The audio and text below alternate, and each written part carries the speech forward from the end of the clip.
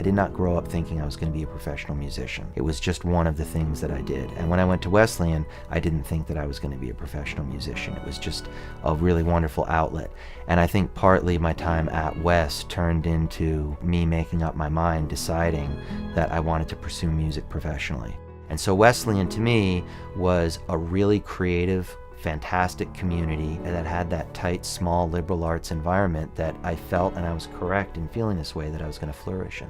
Some of my favorite courses were English Lit courses and history courses, and they actually had nothing to do with music. It's almost incalculable how important it was to get a liberal arts education versus a specialized education. And it's treated me well because it's allowed me to function in arenas and with people that you wouldn't normally do well in if you didn't have that way of thinking and that way of dealing with problems.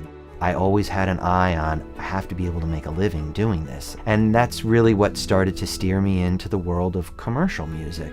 And that was really what sparked my interest in music to picture, because I saw kind of how powerful that connection was. So that came after West for me. And the first time I went on a movie set, my mind was blown. And I thought, wow, this is really incredible.